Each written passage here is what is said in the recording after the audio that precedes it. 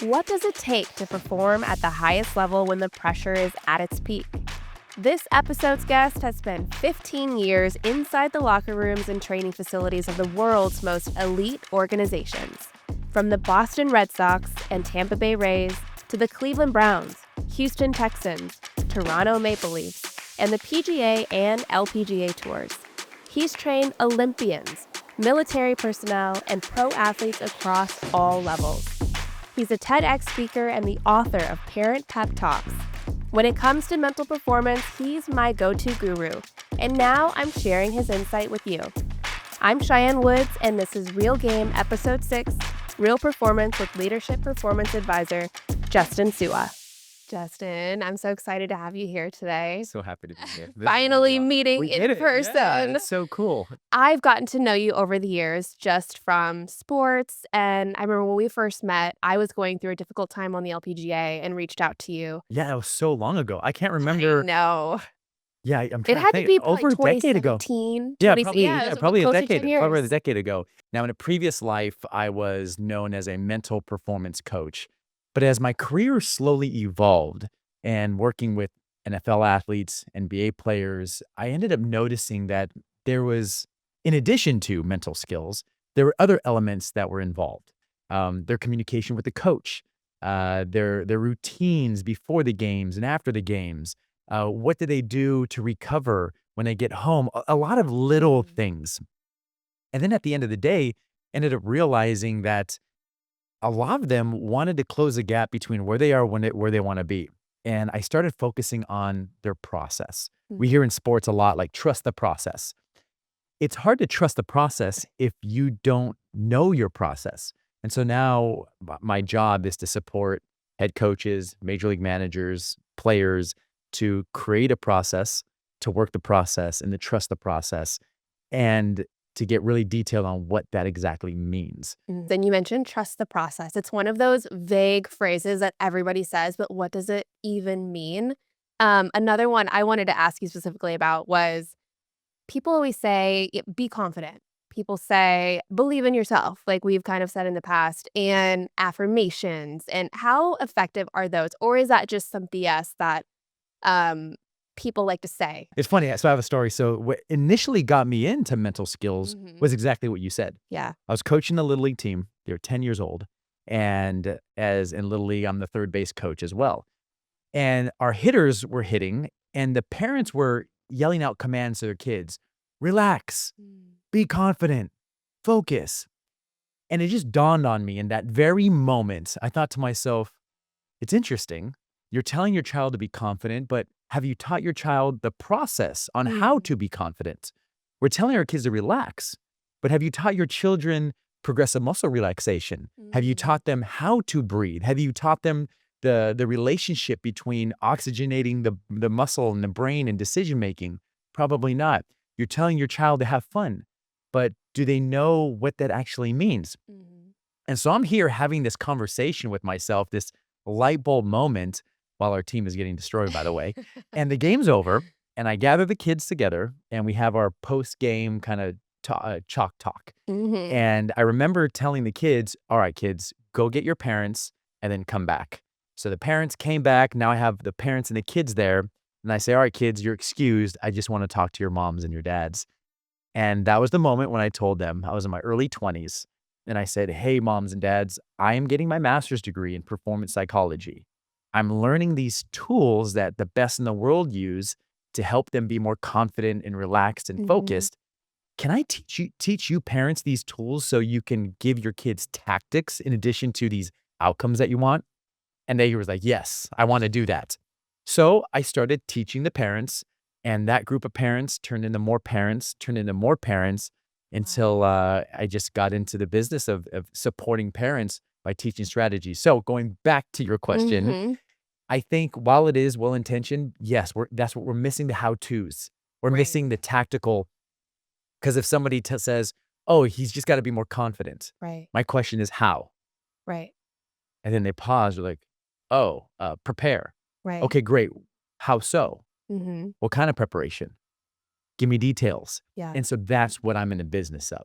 Whatever you say you want to do, building a system that increases the probability of producing the outcome you want. Because I've definitely been the player that was standing in the mirror and telling myself, I am blank. I am blank. And yes, that can make you feel better. But like you said, you kind of have to have something behind the scenes as well of what actions are you taking to then create that on the course or on the field. Do you find a lot of athletes have limited themselves to not having that full system? I love that you said that, and I think that's great. That I am whatever I am statements are amazing. So Yeah.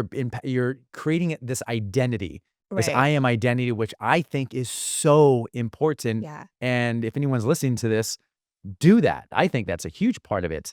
But one thing that we always say, part of systems is they're complex and there's a lot of elements to it. So I Mm. would say identity and a strong identity is necessary but not sufficient. Mm. Hard work, necessary to be great at what you do, but not Yep. sufficient. Mhm. Being a good decision maker, necessary but not sufficient. It takes a lot of different variables in order to perform at a high level. That's why I don't believe in like the one key to greatness. No, Right. there's so many things. Combination. So Everything. combination. What's the Yes. right combination for you at this moment in your context, at this juncture of your career, with this system, with this coach Mhm. during this time of the season?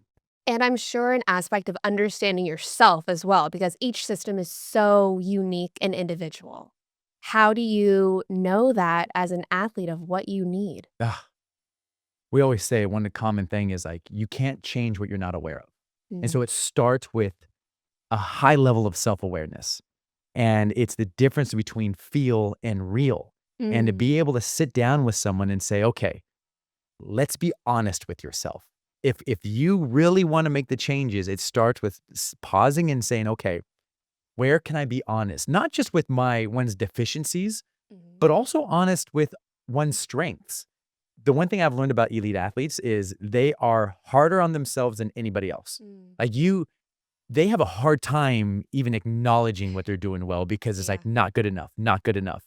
But for them to pause and say, okay, this is good, not good enough, but you're doing this well. Mhm. And I need to be honest with myself in these deficiencies because only then we could start to reinforce what they're called constraints. So it's like a chain is only as strong as its weakest link, but you Mm. have to be honest with being willing and able to Yeah. expose your weakest link. Not because we're here to chastise you necessarily. We're trying to create a better version of you, but you can only do that if you're really honest with where you where you currently are. So that's how it Mhm. starts.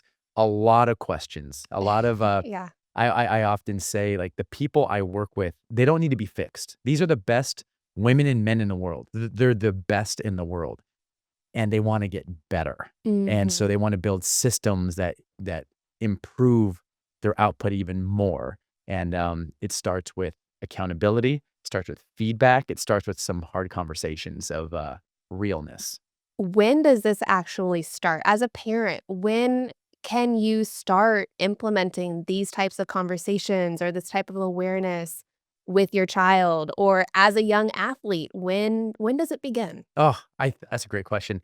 As early as possible. Mm. Um, I think it starts with helping your children. I'll speak for ourselves. Mhm. So my wife and I, we have 3 kids, a 19-year-old boy, 18-year-old daughter, and a 17-year-old daughter. So boom, boom, boom. And as young as they were, it wasn't until I started working with these high-level athletes Mhm. when they're babies. Joined the Red Sox in 14, and I was previously with military soldiers in 2011. And so I've been working with really high-level athletes and performers since a young age. And I was so inspired by all of them. And I Mhm. thought to myself, okay, I wonder if I could take some of the lessons I'm learning from them and instill these lessons in my kids, whether or not they grow up to be athletes, Mhm. which none of them did. Um, but they do have some cool careers Yeah. themselves. Um, so one of the things that we noticed is, okay, we want to help our kids be more optimistic and positive. It's very easy to be negative. There's something called the negativity bias, and we thought, okay, we want to account for that. Number 2 is we want them to be voracious learners, learning machines. The best performers in the world are elite learners. Mhm. Okay, so how do we engineer for that? And then the third one is we want them to always feel that they are in the driver's seat.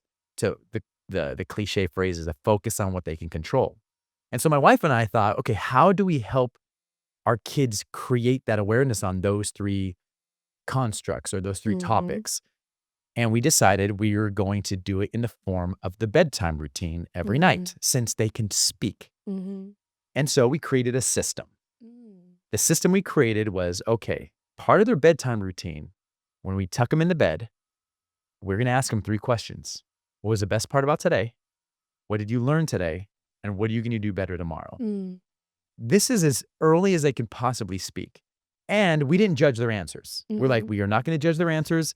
We are not going to have a deep conversation about it because they're 4. Right. And so all we want to do is we want to get them used to answering those 3 questions every single night.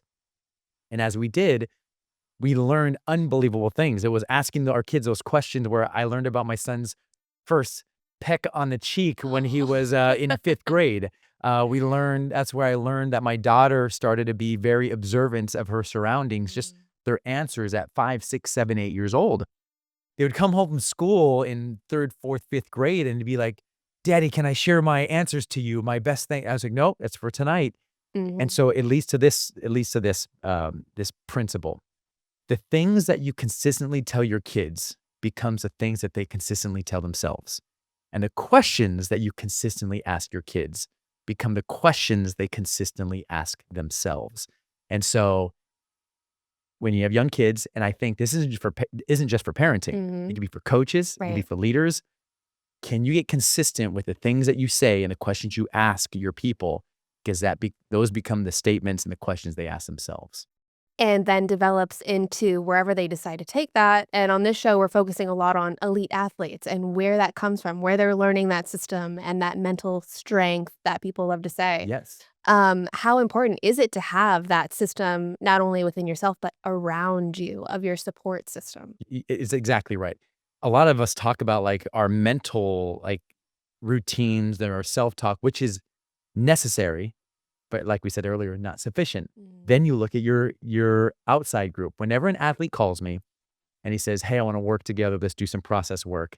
One of the first questions I say is, who's on your team? And the guys will be like, you want me to name all my teammates? I'm like, no. Like, who's your team? Right. Like your inner circle. And then they tell me, and it's funny, you can count it on one hand. And it was also interesting. I was like, you didn't say this person. You didn't say this person. And they will tell me why. Oh, that person, every time I share something with them, they get really negative. And I don't want them to be part of my inner circle because it makes things a lot harder for me. So to your point, if there's a person watching this, the thing I learned about these elite athletes, as you know, you've been around the best in the world for your life. Like you've experienced it. You probably know and have seen that their group is so tight. Yes. Because with the elite athletes, a lot of times they wonder, they're like, what are your intentions? So they're very hesitant to open up to just everybody. But yes, taking a look at your circle, what we call them are fountains and drains.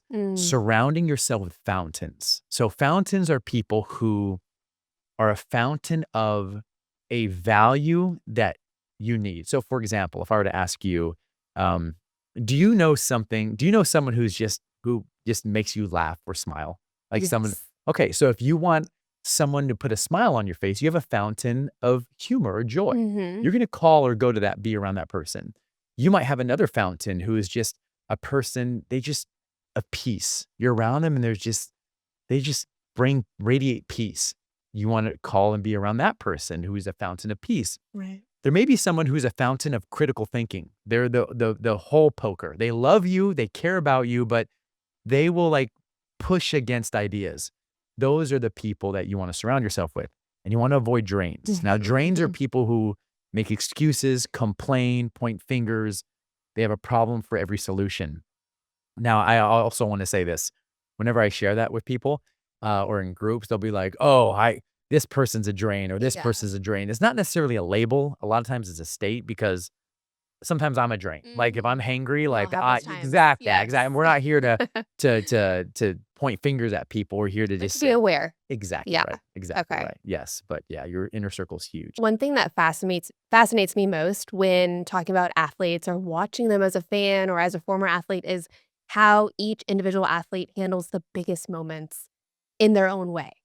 And it can be scary, it can be nerve-wracking, it can be a place where you then rise to the occasion and it brings the best out of you. What have you seen with athletes and how they navigate those types of situations differently?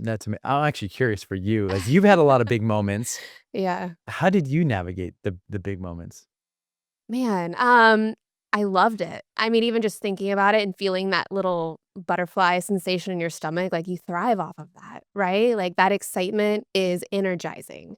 I think the big thing as an athlete, from my perspective, is how do you channel that in the right way? I would get nervous, but I would have my caddy was my partner. We had systems of having conversations to help ease my nerves, coming up with systems, a routine to where I kind of click back into my routine of what I do. We're in this big moment, but this is what I've been doing for thousands and thousands of shots leading up to this moment. So I think embracing the moment and having those tools and those people around you that can kind of lock you back into what you do and what you've been doing. That's so cool. That is what I love the word you use, embrace. Mm, And what's so great about it is I think that's what I have seen very similar. yeah. Um, I've been in the dugout for I've been in major league clubhouses for multiple World Series. I've been on NFL sidelines. I've been at the U.S. Open. I've been at golf majors, and so I've seen athletes perform at the highest level with the highest stakes in a number of different domains. And I do see a couple of threads for those who Mm, thrive in it. So number one is they embrace it. They embrace the nerves. They don't try to push it away. They don't think something's wrong with them if they feel those butterflies. And it actually reminds me of, so when I first was a process coach in the military, and when we would talk to soldiers to get them ready for combat, the first thing that they would learn is we'd draw a stick figure up on the whiteboard. And we'd say, okay, when you get nervous or scared, how does your body feel? And we would put it on the stick figure. And so some people would be, go, I'd sweat profusely. And we'd draw the stick figure sweating. Oh, I'd have to go to the bathroom. Okay. And so we'd obviously, like, you could imagine the drawing. And so that negative thoughts, the heart rate, stomach churning. mhm. And so at the end, you'd see the stick figure with all of this stuff going on. And then the question comes, all right, this is you getting ready to perform. Like, this is you getting ready to Mhm. go into battle. And then they look at it, and then we would tell them, like, if you want to perform at your highest level, you need to embrace this. This is not a bug, It's it's a not gonna go feature. away. It's not Yeah. going to go away. Yeah, so embrace it. And watch this. The reason you're sweating is because your body is trying to cool you off. The reason you have Mhm. to go to the restroom is because your body wants to use all of its resources for fight or flight to run to perform at a high level. So it's going to empty out your bowels to give you energy. The reason your heart's pumping, it wants to pump blood to help you be faster and quicker and stronger. So it's your body saying, let's go. Let's Mm. do this. So it's being able to interpret your bodily, your physiology to say, oh, this is my body getting ready. This is a good thing. Instead of like saying, oh, I don't be nervous. It's saying, I'm excited for this moment. So that's Right. one. Another thing is a lot of players, what I've seen is they keep things in perspective. And whatever perspective they want, whatever works for them. I've seen athletes who say, this is just another game. I've done this Mm. a million times. It's not that big of a deal. I've seen athletes do that. I've seen other athletes, what helps them is saying, the world is watching me. This is my one time. This is the biggest moment. They love that. Yeah. Other athletes, and so it depends on, we always say, what channel do you want to be on? And Mm. find the channel that works best for you. And then finally, what you obviously said is preparation, knowing that your skills, you have prepared and sharpened the blade so much so that this is just, you're prepared for this moment. And you can go back because you're in the big moments, your mind's going to tell you, are you ready for this? Are you good enough? And you have all these, we call them like process receipts, meaning all the time that you put in the cages, on the driving range, on the putting green, in the bunker. Mhm. You've done it hundreds and hundreds, if not thousands of times, and you can smile and say, yep, I'm ready to do this. I can do this. There's one time there was a golfer I'm working with, and I think it was the Players Championship or the FedEx Cup. I can't remember. It was a major. It was a major, and he was balling. He was balling out, like playing Oh, really a good well. He balling, did okay. good balling. So he's doing really well. He picks me up from the airport, and we're at a major, and he goes, "You're not going to tell me to not be nervous, are you?" And we both just start dying laughing. He goes, "Because I am so nervous for this tournament." Wow. And we just start laughing. I'm like, "No." I said, "Absolutely." He goes, "Okay, good." I'm like, "No, it's okay." And so he was Yeah. nervous. And then what did he do? Go out and he did outstanding. Wow. And that's another thing. Acting in spite of how you feel. Yeah, you might feel a Mhm. certain way, but you can still go out and And perform perform at a high level. regardless. Yes. Now, you don't wanna fixate on it. You wanna focus Mhm. on what you can control. Because if you just focus on, I'm nervous," and then when you focus on that, it might spiral to, Right. "What if this happens? And Don't what if mess this up. happens? Yeah. Don't mess up." So, we're at the World Series, 2020 World Series, Tampa Bay Rays against the Dodgers, and I'm with Tampa Bay Rays at the time. Uh, for those who don't know how it ended up, Dodgers ended up destroying the Rays. But game 1, during batting practice, I'm in the outfield walking around, just checking in with the players just to kinda just little check-ins. I go to a player who had an outstanding regular season, and he's been dominating the playoffs up to this the World Series. Mhm. I said, "How you doing, man?" And he goes, "Not good." So, what do you mean not good?" And then he just kinda just opens up. "Well, Wow. what if I suck? What if I mess Mm. up? What if I throw my entire season down the drain with a poor performance here in the World Right. Series?" And he just kept going through these what if cycles. The rabbit hole. Yes, and again, this is a high-level professional athlete at the World Series who dominated the season. Yeah. Even those guys go through these what ifs. Mhm. And so we said all these what if scenarios, and it was over, and I said, "Yeah, that would stink. Like, what if that does happen? That could definitely happen." And I remember him looking at me and saying, like, "Are you allowed to say that? Like, are you supposed to do something different than that?" Yeah. I said, "There's a possibility of that happen. No, I'm not gonna run from that. There is a possibility." I said, "But how about this? What if you're the MVP of the World Series? Mhm. What if you play so well, you win a car, you're on the cover of MLB The Show next year, that you sign this huge contract of after as a result of everything that happens here at the World Series?" And then we both just start laughing. And what was interesting is the odds of that happening were the same as the odds of Mm. his worst case scenario. And so I just wanted to show him, if you're gonna play the what if game, Yeah. make sure you play both sides of it, because we'll tend to go to the negative one, like only negative because of the Right. negativity bias. And I always say, if you're going to play the what if game, make sure you play it properly and play the other side. Mhm. And as crazy and as ridiculous as you get with the negative what ifs, get as crazy and ridiculous with the positive what ifs, Right. not because it's going to happen and just to think positive, but just to neutralize it, because you don't know what the future holds. And what's going to happen is probably somewhere in the middle. And that's okay. And so I think that's a great example of how our minds could sometimes veer to the negative under the Wander. pressure. Yes. Yes. And Yes. you spiral, you go down the Yes. rabbit hole, but you have to make it balanced. Exactly right. And so many people forget that. Exactly right. Exactly And right. you mentioned the what if, the positive side, what could Yes. happen. And it makes me think about moments that I love dissecting and analyzing are athletes who go through quantum leaps. Like, where did that come from? Where did that come from of they're performing this way, and then all of a sudden they took a leap into a different level? And is it the mindset? Is it the process? Can you prepare for that? Have you experienced that with any of your teams or athletes to where you've seen them transform into a different level? And what does that look like? It looks like a bamboo shoot coming out of the ground. And it's one of my favorite analogies. So if you take a bamboo seed and you plant it in the ground and you water it every day appropriately, and it has the time, it has the sun, you feed it every day.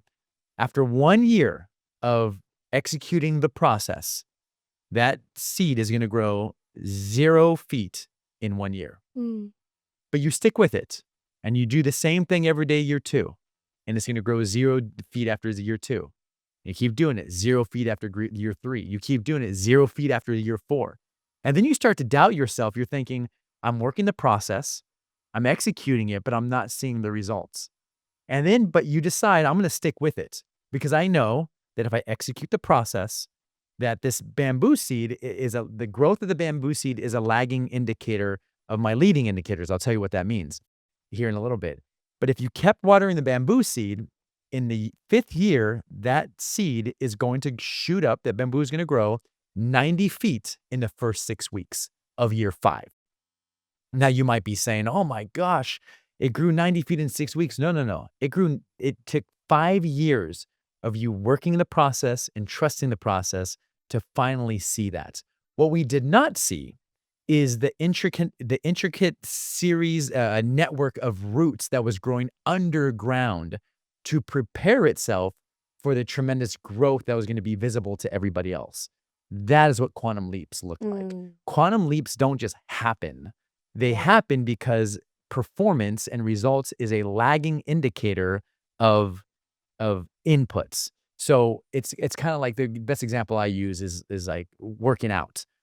Let's say you want to gain or lose weight. A lot of times athletes want to gain weight. So some of the athletes I work with, muscle or whatever. You're not going to go have one great workout, step on the scale and see the results. No, you're going to eat your protein, get your calories in, go lift weights. And as you're consistent every single day, the math is going to math. And eventually you're going to see the results and then boom.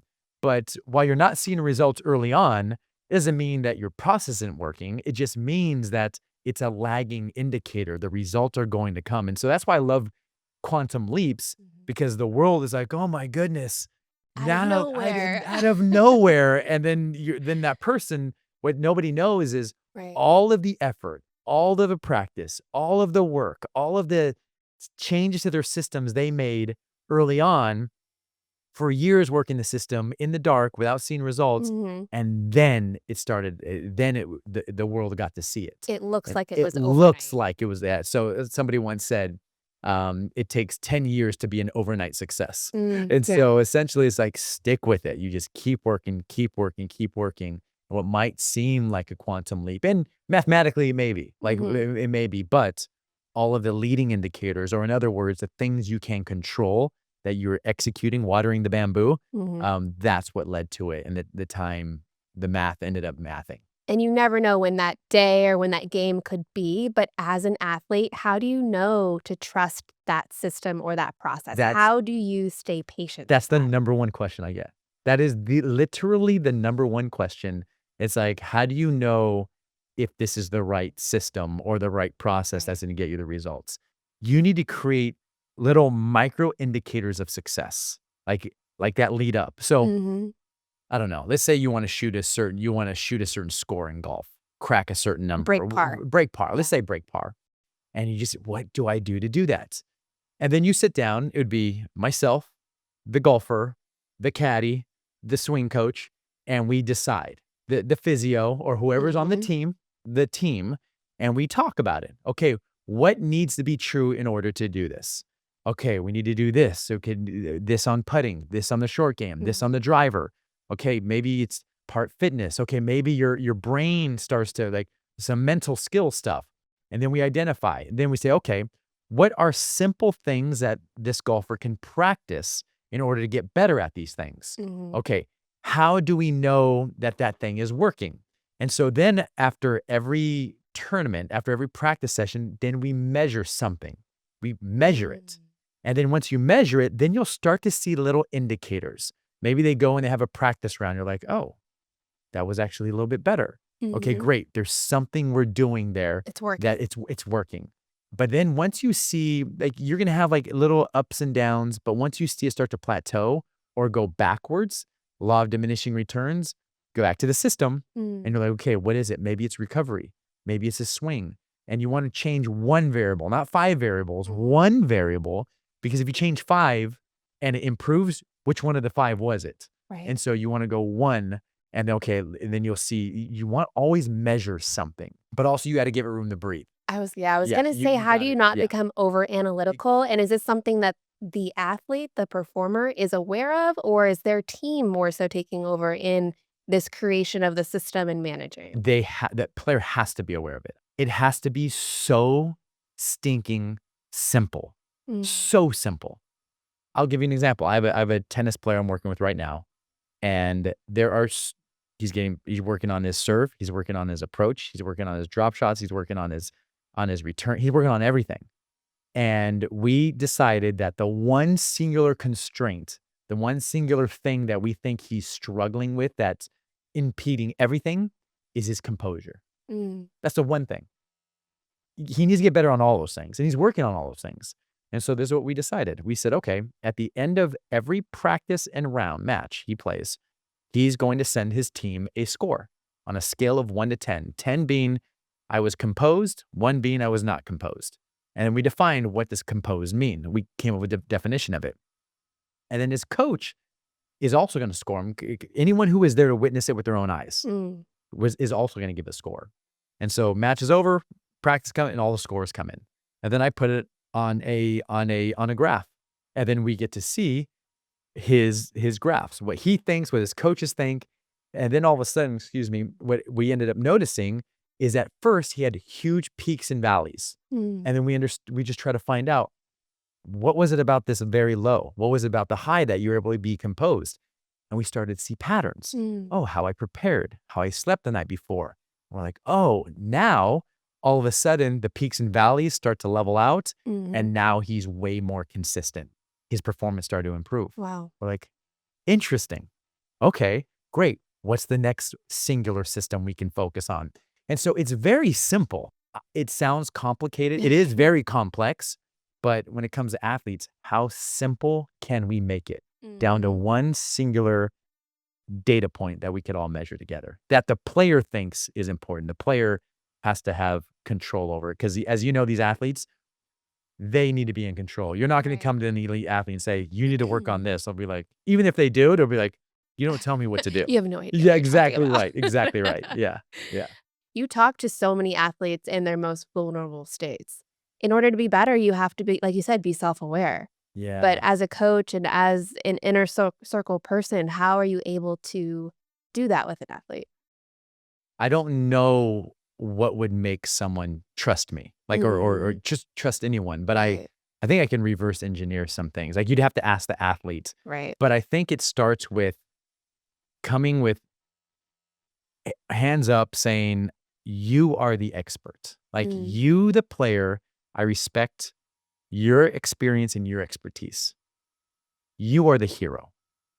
I am not gonna shove any of my ideologies down your throat. I have no 5 steps or tips or do my system. It's your Mhm. system. I'm an experiment guy. We're gonna try some things. And I say my outputs are only good as my inputs. You can share whatever you want with me. And as much or as little, I'll work with whatever we have to find a way to help you get better. My goal is not to be the guy, the sage on the stage, like, Mhm. but the guide on the side. You're the hero. Can I support you and can I help you be the best version of yourself and stay out of the way as much as I can? And also, what I've learned too is like some of these guys just want a place just to just talk. Sometimes Mm. it's like the more you hold on to things, the heavier it Right. gets. And athletes know this about me. They tease me about this. I will never tell anyone how to feel. Like, I will never tell anyone how to feel. And I truly believe that in my role, the answers are inside of them. Like, they have the answers. Who am I to give them the answers? I don't have the answers. I've never been in the box at Yankee Stadium with that career. I've Mhm. never thrown a football, been an NFL quarterback. But what I can do is supply some questions. Right. You have gold inside of you. You have the answers. My job is to give you a shovel in the form of questions. And so sometimes what I tell people is I don't make bold statements. I ask bold questions Mm. to look at the player and say, you seem scared. What are you afraid of? And then pause and be like, whoa, like, or I'll have a player express frustration and it is frustrating.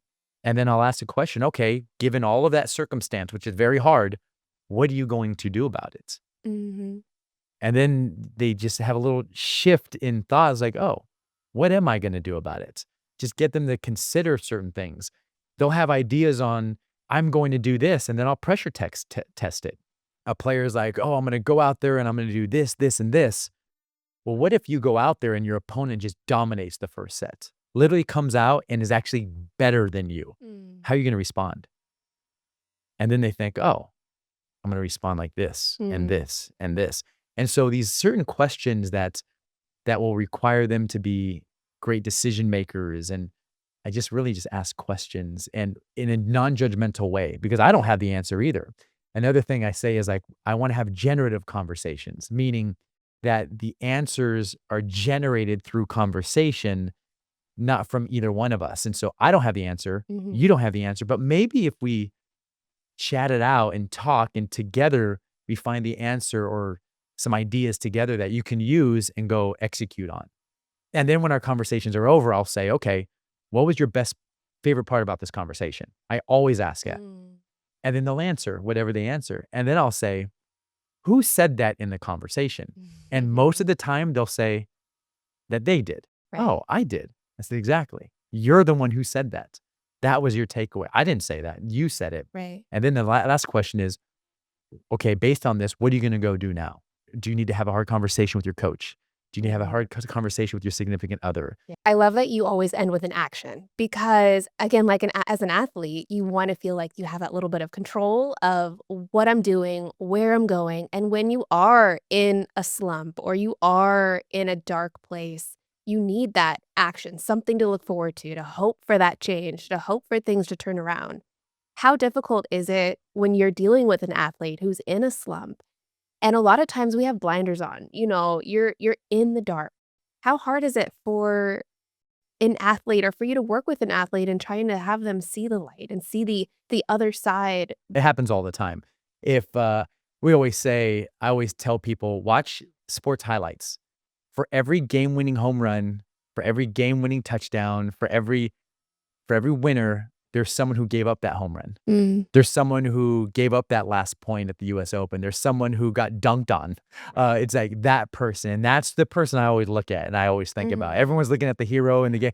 I always think about, what is that other person going to be going through that night? Because the first thing that I say and I do is like, and that players know this about me, is like, I'll never tell you how to feel. Feel how you feel. And the warning that I give them is just a warning. I always tell them, I'm not here to tell you what to do, but can I please give you a warning? These feelings are so uncomfortable and so devastating and so painful that you might have the desire to want to mask it. You might want to mask it with things that are unhealthy and that could do long-term damage that you might later regret. But the reason you go and do it is because you want to get rid of the feelings that you're having right now. My invitation to you is to feel the feelings. The things you resist persist. You don't want your solution to create another problem for your relationships, for your health, for your mind, for your own self-conscious. I have seen that happen so many times where players just develop bad habits because they're trying to numb their feelings. So that's the first thing. And the second thing is when they're going through it, I always try to go back to help them realize how strong they are. You don't get to elite level status if you haven't overcome a lot of adversity. I always say, have you ever gone through something like this before? Have you ever been in a slump before? And most of them say, yes, I have. And I said, what did you do in those moments? And then they say what they say. Okay, I've done this and I've done this. Do any of those things, do they pertain? Could you do those now? Sometimes yes. Sometimes it's no, this is different. Then I'll say, okay, do you have any desires to quit? Like, are you going to quit? Is this the needle that's going to break the camel's back? Are you done? And some of them will look at me like, no, like, what are you talking about? Oh, exactly. What are you talking about? Oh, so, and then I'll say, so you're not going to quit. Yeah. So you're not quitting. Yeah. No, I'm not quitting. Oh, okay. And then they're like, oh, okay. As long as you can say, it almost like shakes them up a little bit of like, exactly wait. right. You're, okay. Okay. So you're not quitting. This was just a bad game or this is just a bad month. Yeah. Yeah. You're not going to quit. No, I'm not quitting. Okay. just as long as we're both on the same page. Okay, so as long as you're not going to quit, if that's not even on the table, Right. then all right, how do we accelerate the process? Then the next thing I try to do is I try to help them in understanding the temporary nature of this and say, okay, do you feel that this is temporary? Yes, I feel this temporary. Or I'll have players say, I don't know. Say, okay, great. I'm just getting little data points. Mm-hmm. And then they're just talking. And then I'll say, okay, what can we do to accelerate this process? You're going to come out of this. Mm-hmm. You are going to come out of this. Do you believe? Yeah, I will. How do we accelerate this process? And then we have a conversation. Then we take a look at the system. Okay, what do you Mm-hmm. need to start doing? What do you need to stop doing? Have you tried this? What about this? And then we come up with a little game plan, tiny movement. I don't want them to just overhaul everything because there Right. may be some things they're doing that's great. What we want to do is we call it FID, F-I-D. We want to reduce the frequency of the slumps, the intensity of the slumps, and the duration of the slumps. And you're going to have slumps, but when you go home, can you still be happy with your family? Why Mm-hmm. don't we start there? How about we start with this? Just get a good night's sleep. Mm-hmm. Stop staying up at night and scrolling the internet, putting your name in the search box just to see Oh, all the geez. mean things. People say horrible things. Oh, geez. They So do. And it's crazy as athletes or public figures, we feed into that yes, sometimes. Why do you want to know that? it's It doesn't unbelievable. make you feel good. I will say, I won't say who, but I will say this past World Series, I have a client. I don't force anyone to do anything, but I strongly encouraged him Oh, take social media off all of your everything. yeah. Because, and he did. And when the World Series is over, Mm. then open it back up. Yeah, and so that's one of the things is protecting, like when they're going through a slump, okay, how do we protect your attention from things that chip away at your confidence Right. to come back? Is there anything that surprises you still after working years and years in this environment, in regards to the human side of it? I am in awe with elite performers on how they're able to compartmentalize it. Their ability to do that, because I don't know what that's like Mm. to go out and to do your job in front of millions of people.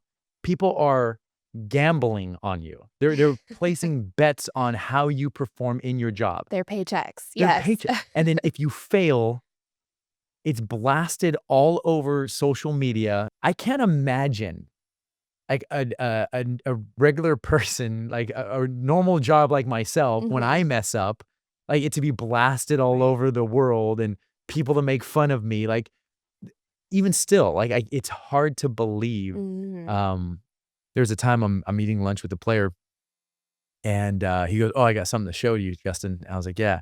And he opens up his Instagram and he goes to his DMs and he shows me some of the DMs that he gets. They're Mm. sickening. Jeez. They are sickening. Yeah. And I don't even wanna say what some of them say, but just like they are wishing and hoping, and one person said, "I am praying for Wow. some of the worst thing to happen to this player and his family." Mhm. And I'm just It's thinking, crazy. and he's telling me, he's like, "This is the stuff that I have to deal with." Like, Wow. and then they send it to my wife, and then they send it to I'm like, "Okay, that's just one." Yeah, Yeah, crossing the line. exactly, but they Yeah. are humans, and I'm just inspired by them. From my experience, my husband is a professional baseball player, formerly with the Yankees, and I was so shocked at the environment of a baseball team, a baseball environment, specifically in New York, where the fans are very passionate. And if things are going great, it's great. But if things are not going well, it's really hard to separate yourself from what's happening on the field and off the field because it's so integrated into your life. I think it was maybe when Aaron was in Baltimore and he came back to New York and he was not well received. And I, of course, had my jersey on because I want, to represent and support. And we've got our son in his little Hicks jersey. And, as a family, it can be really difficult to face that and to be a human in that environment that isn't always seeing the people on the field as humans. How do you work through that, not only with your athletes, but with the families as well? How did you do it? I'm actually curious how you did that.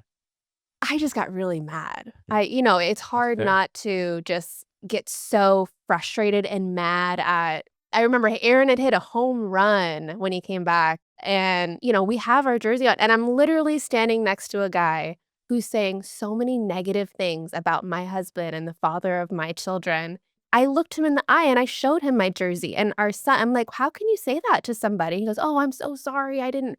You have to, I think, disconnect and understand that these people, it's almost like not a mob mentality, but they're so ingrained in that environment, they forget. And so I had to give them a little bit of grace of, like, they are just so consumed by this environment that they forget that they're human. Mm, So for me, I just kinda had to disconnect from taking it personally, but it yeah. still makes you angry. Right. I mean, tip of the cap to you. I think you shared a powerful example of what to do and what could be helpful. I don't think you'll ever eliminate the frustration because we're human, especially when they're saying these things about someone you love. Right. I think about that. So I was a process coach with the Cleveland Browns. My first year, we were 1-15. So this is back when you Mm, played 16 games. 1-15. Imagine going a whole season and winning one game. wow. And it takes a toll on the family. It takes a Right. toll on the players' families, the coaches' families, Mm, people, little things you don't think about. You go to right. school and the kids get ridiculed Mm, and teased. wow. Oh, your dad, and like Browns fans are very passionate as well. I love that word that you said. Very passionate as well. And then at the end of the season, I remember we were all talking and we're like, oh, you can't get any worse than 1-15, so it's gonna be better next year. The next year we went 0-16. Oh, gee. And so again, a lot of pressure on the families.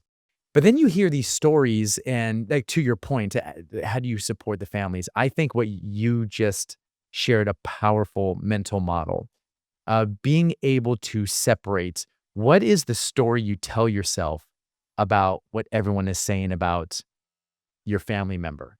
What is a story? What for them to be so mean and so critical and horrendous and say things towards your husband or anyone towards a professional athlete, what would have to be true? You obviously don't know him.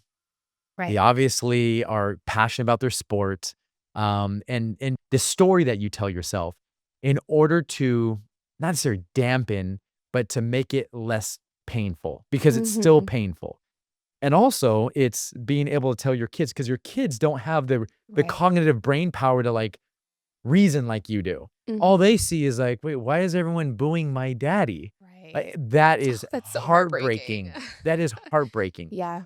And then it's the dad or the wife or the pro athlete to model to the family that, "Hey, this is what I do. This doesn't define who I am." Mm. I've asked dads that. I primarily work with men. Mhm. I said, "How do you do this?" He goes, "I go home and when I show up, I'm the best husband and dad I can possibly be. I wanna show my family that they are the only ones that matter to me. Mm. I might get booed," because here's the thing about these athletes as well. It's like you said, like, the crowd, they're gonna love you when you do great, and they're gonna hate you when you do terrible. Right. And then when it comes to your family, they couldn't care Yeah. less. You are dad no matter what Right. jersey you wear. I don't care if you went 4 for 4, 0 for 4, you're the MVP or you just got DFA'd. I love you, dad. And Mhm. and and significant others love their spouses, male or female.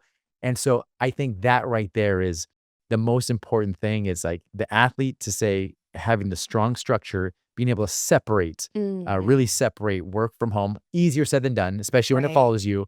Tell your families, tell your significant others, "Hey, it's part of my job. It still stinks. It's still painful. It Mhm. still hurts, but it comes with the territory, especially the best in the world." Right. And, as Reggie Jackson said, "They don't boo nobodies." And so Right. it's like So there is something to there's that. something to that. Yeah. But how are you able to then create that identity separation from something you've done your entire life and results are based on performance, pay is based on performance? Separate that from who you are and what you do. It's more important than ever at the highest level. That is it's not just a nice thing to do, it is a must do. It is a must-have conversation that I eventually have with every single one of the athletes I work with. Who are you outside of golf? Mhm. Like, take golf away, take baseball away, take football away, take your your job as the president of this organization away. Who are you? And we get down to the nitty-gritty on what that means. And that's very hard for some guys Right. because that's all they know. Since they were a little child, they've always had a bat in their hand, a club in their hand. Ever since growing up, the one question they always get at every Christmas, every Thanksgiving is, how's baseball? Yeah. That's all they get.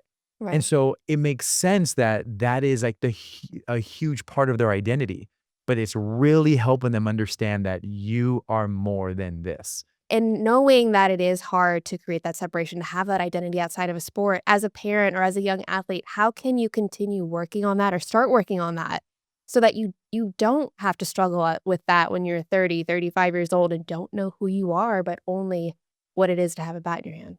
If you're a parent, not just praising your kids when they do well in their sport. I mean, one of my favorite examples, I've told this story so many times, when I remember a dad coming in with his son and he says, Justin, can you work with my son? I mean, I love him and he's struggling. Like he beats up on himself when he has bad games.